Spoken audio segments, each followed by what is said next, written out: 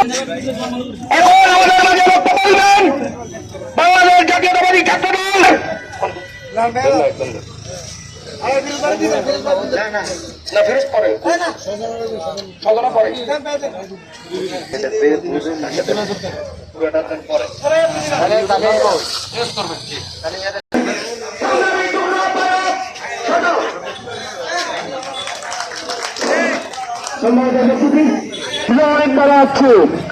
সম্মানিত উপস্থিতি, এই জামাত শিবিরের দালালেরা সারা বছর বাংলাদেশের মানুষের উপর যে হামলা করেছে সেই হামলার তীব্র প্রতিবাদ জানাচ্ছি এবং এই হামলার সুষ্ঠু বিচার করে তাদের প্রত্যেকজনকে বিচারের সম্মুখীন করতে হবে।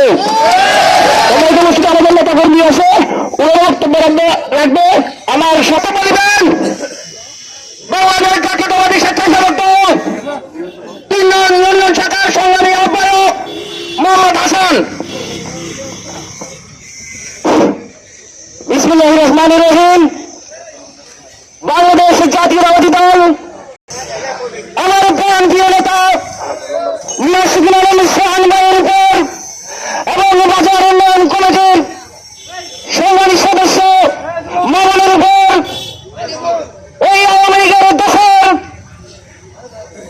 এই রাজাকার ৭১-এর পরাজিত শক্তি আওয়ামী লীগের সাথে একত্রিত হোক। নেতৃবৃন্দ সবাইকে আমার সালাম, আসসালামু আলাইকুম। বাবাই আমার প্রিয় নেতৃবৃন্দ, এই আওয়ামী লীগ ৫ তারিখের পরে রিক্সা লীগ, আনসার লীগ, বিভিন্ন লীগ হয়ে আমাদের মাঝে আজকে আমরা লক্ষ্য করেছি শান্তিপ্রিয় জোরারগঞ্জের বুকে এই আওয়ামী লীগ কিছু হলে বাংলাদেশ জাতীয়তাবাদী ছাত্রদল ৩ নং ইউনিয়ন শাখার সংগ্রামী সভাপতি ফিরোজ আহমেদ। অযথাবৃন্দ, বক্তব্য দেওয়ার মতো কিছু নাই। আপনারা জানেন ৭১ থেকে ২৪ পর্যন্ত একটা মহল বাংলাদেশকে অস্বস্তিতে রেখেছে। কিভাবে বাংলাদেশ ধ্বংস হয় তার দায় তারা করতেছে। সেই মহলের ৭১ থেকে শুরু করে কিছু প্রশাসন তাদেরকে সর্বদা সাপোর্ট দিয়ে যাচ্ছে আমরা সন্ত্রাসী কার্যক্রম পরিচালনার জন্য। কারণ আমাদের নেত্রী বেগম খালেদা জিয়া যেমন আওয়াজ করে নাই, অস্তিত্বের প্রশ্নে আমরা আওয়াজ করবো না। হোক জাতীয়তাবাদী রাজনীতির কারণে অস্তিত্বের প্রশ্নে কোনো আওয়াজ হবে না। আমি আমার বক্তব্য এখানে শেষ করছি। মোহাম্মদ রিপন। সম্মানিত উপস্থিতি, আসসালামু আলাইকুম। আপনারা আমাদের চাঁদাবাজি, তারপর দখলবাজি দিয়ে এমন করে প্রতিষ্ঠান নয় তার দখলে নয়। উনি ইতিমধ্যে আমাদের ইউনিয়ন মন্ত্রীর সদস্য সচিব নাসিরুল আলম সোহান ভাইয়ের হামলা চালিয়েছে। আমার ভাই যেমন এখন চট্টগ্রাম মেডিকেলে চিকিৎসাধীন অবস্থায় আছেন, মৃত্যুর সাথে পঞ্চা লড়ছে। আমি স্যার তীব্র নিন্দা প্রতিবাদ জানাচ্ছি। বাংলাদেশ জাতীয়তাবাদী দল কখনো সন্ত্রাসকে প্রশ্ন করেনি। ওরা হেমলেট না লিখে ছাত্রলীগকে জায়গা দিয়েছে আমাদেরকে মারার জন্য। আমরা কি ৫ তারিখের পরে বাংলাদেশকে স্বাধীন করেছি এজন্য? আমরা আপনারা জানেন এই বাকশালী আওয়ামী লীগের কাছে একটি মেশিন ছিল, একদিকে আরেকদিকে মুক্তিযোদ্ধা হয়ে বাইর হইতো।